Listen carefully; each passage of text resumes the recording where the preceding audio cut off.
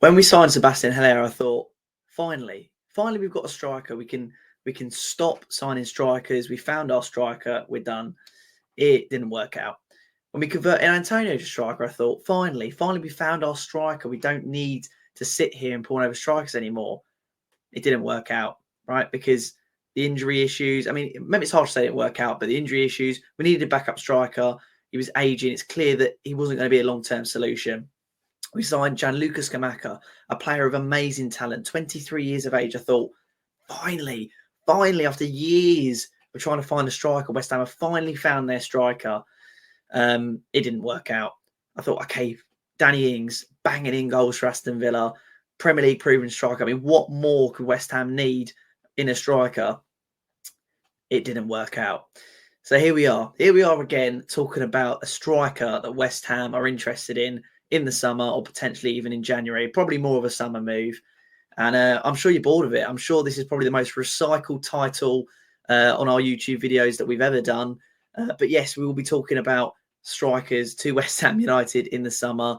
And maybe it's going to be the striker that ends the war on strikers, or maybe it's just going to be another stopgap for West Ham. But either way, we are here to talk about it. There's four main ones we're going to be talking about today. And we're going to go over some of their stats, how much we think they're going to cost us, and hopefully looking towards the future, who we're going to be signing. So the first one we're talking about is Victor Boniface, probably one of the most informed strikers in Europe at the moment, one of the most sought after players. We'll just bring up some of his stats here. Victor is 22 years of age, so he's a young centre forward. He got a big move to the Bundesliga for obviously the informed Bayer Leverkusen. His links, of course, to Tim Stuyden could help us get his transfer over the line. 7 goals, 5 assists in 11 games. Played in the Europa League, 4 games, 3 goals as well. Got his big move to Bayer Leverkusen from, I think it was either Union or Bode. I'm not exactly sure which team, but he got his big move, and from there on in, he's done really, really well in the Bundesliga. He's a very big physical striker, very pacey as well. So I think he seems quite like an Antonio, but with a little bit more, obviously, potential. I think he's a bit better in the air. He's got that hold-up play that we look for as well. So I think he looks like a really, really good striker. On transfer market, he's currently listed at around 40 million euros. I believe probably between 25 and 30 million pounds is what we'd probably be looking at for him. He looks like a really exciting young striker. It'd be quite a statement signing for West Ham. I think other clubs are interested, Newcastle, for instance. And I can imagine that he will get a lot of traction, especially if he continues to do so well in the Bundesliga under Xabi Alonso, who, by the way, has done amazing at Leverkusen. I mean, if you look at how well they've done, the style of football that they're playing, it's absolutely incredible. I can imagine that he probably will be getting a Premier League move very soon, alongside a lot of Bayer Leverkusen stars. So he's definitely one to look out for. Another one that I think we've probably mentioned before is Guirassy, Serhou Guirassy. Of course, his stats in the Bundesliga are absolutely insane. 15 goals in 9 games. He's also 27 years of age, and key for us is that he has a £15 million release clause. Now, he has a lot of interest as well from, I believe, Fulham. Fulham seem very interested in him. And for £15 million, I think his signature is going to be very, very well sought after. But again, he's very similar to Antonio in the way that he's a very pacey striker, got a bit of strength to him as well. He's more on the pace side of things, I think. He likes to be played in behind and score those sorts of goals. So he does look like a very good player.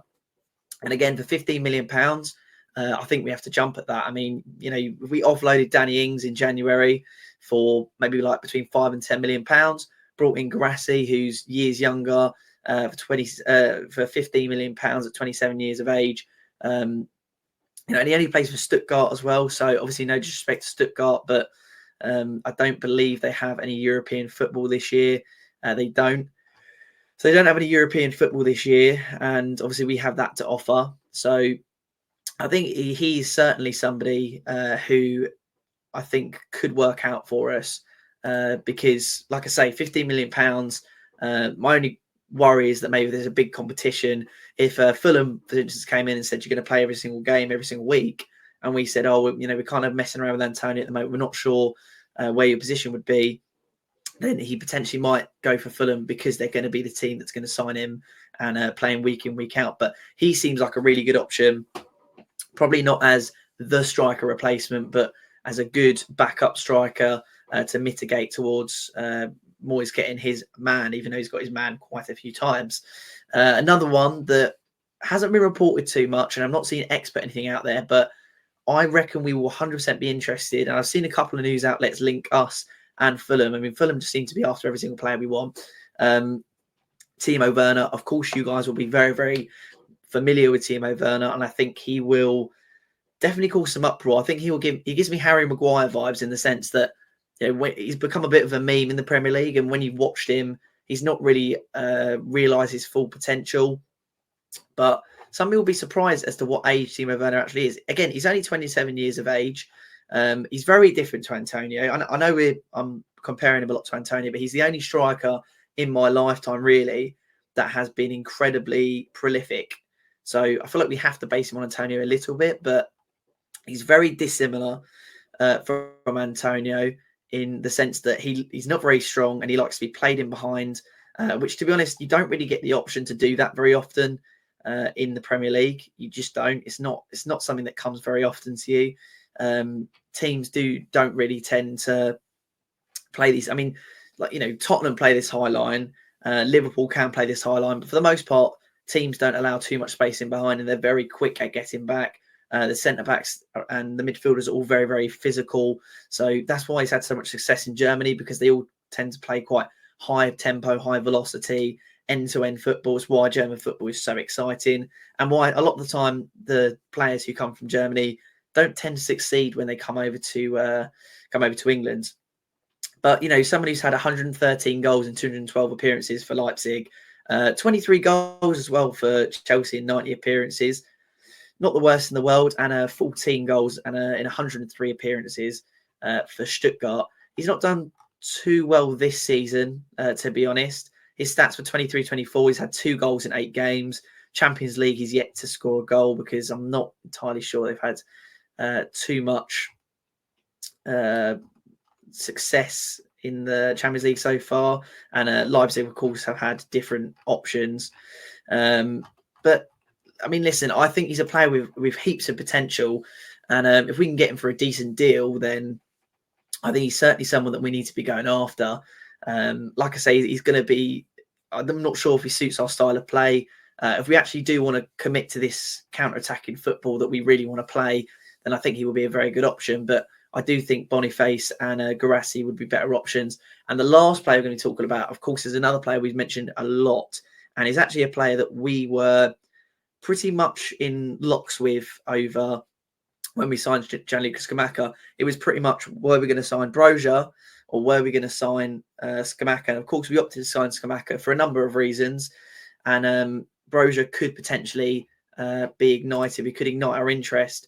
According to Football London, West Ham could renew their interest in Chelsea striker in January. And it was reported last year that Hammers tabled a 30 million bid for the 22-year-old. I believe Chelsea are now open to selling him for a similar fee. So, I believe he is Armando Broja. He is still 22 years of age. Stats for Chelsea, not brilliant. I think he's still yet to score his first goal for Chelsea in an actual professional competition. Although it says he scored 1 goal in the Premier League this season. Oh, of course he did. Yeah, he scored that goal against Fulham, didn't he? Where it was a little bit, but so yeah, he scored 1 goal for Chelsea. I'm pretty sure that's his first professional goal he scored against Chelsea for Chelsea. Sorry, and yeah, I mean, he's not looking like he's going to get too much playing time at Chelsea at the moment, so we could definitely lure him away from Stamford Bridge.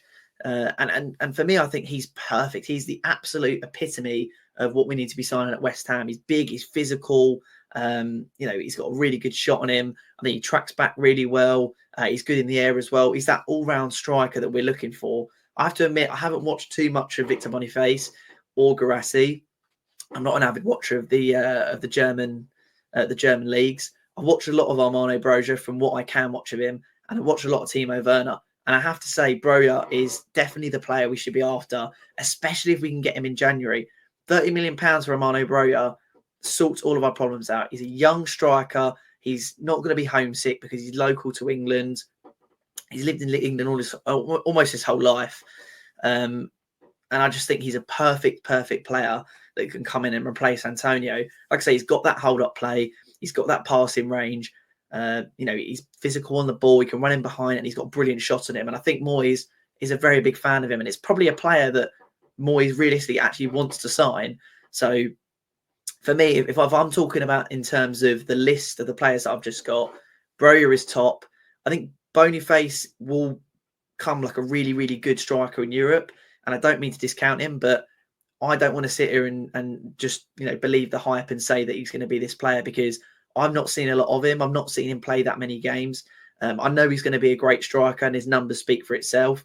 But Broja, for me, I've watched a lot more of him. He's accustomed to the Premier League. I think he's lived there all his life. He's not going to get homesick. He's a player that he has no risks with him. You know what I mean? So him, for me, I think we have to make our number one priority, especially if he's available in January. I highly doubt Boniface is going to be available in January. Guirassy maybe will be. So for me, it goes Broja, then Boniface. So I do think we'll probably get a move to maybe even a Chelsea, to be honest. Maybe even a Chelsea, or probably a Newcastle. I could definitely see Newcastle going for him. Arsenal as well, I think we'll probably be after him as well. He's a very well sought after talent in Europe, and he probably will cost between 30 and 40 million pounds. Next for me is Guirassy in third place, because I think for 15 million pounds, if we're struggling to find a striker in January, I mean, the guy's a goal machine. He's 27 years of age. 15 million pounds isn't really that much money for a player that maybe not you know is going to score goals, but you have a very strong feeling that he's there to score goals and he knows where the net is. He's not going to be a big risk. Timo Werner, for me, is a really good player. I'm not sure he suits our style of play. I think he would do wonders at a club like Newcastle, for instance. If he went to Spurs, I think he would do amazing at Spurs as well, with the style of football that they're playing at the moment. Maybe Arsenal, probably not. But yeah, for me, I think 100% Werner's a great player, but he just doesn't suit our style of play. We've seen these strikers who we like to run in behind and need the kind of ball in the box for them to score, and we really do struggle to get a tune out of them. So for me, I think Broja has to be number one for us, and I definitely think we will make a move for him come January. Boniface, I think, probably is a target, and especially the Tim Stein at links, but I don't think it's going to pay off. I wouldn't get too excited about it. I could definitely see it happening, but I'd probably give it maybe like a 60% chance of happening. Broja, I think probably 80-90% chance of us actually putting a bid in and maybe even getting him. Guirassy, I think as well. I think a lot of hype's going around him, but I feel like a lot of our interest in him is simply because he's a well sought after striker that's scoring goals. Of course, you're going to get linked with a striker like that. And Timo Werner, maybe like 20% chance that happens. I really doubt that we're going to make a move for him. But again, the tabloids are always going to make comparisons to him. But the only player that we've really had confirmation from X that we're going to be going for at the moment is Boniface. So maybe he's the one to look after. I really hope we make a move for Broja. Like I said, we were at a loggerheads as whether we're going to sign Scamacca or Broja. We signed Scamacca. It didn't work out. He got homesick, whatever the reasons are. Broja, I think, has to be our number one signing, especially if we can land him in January. He could really transform our season. And at 22 years of age, he could be our striker for the coming generations.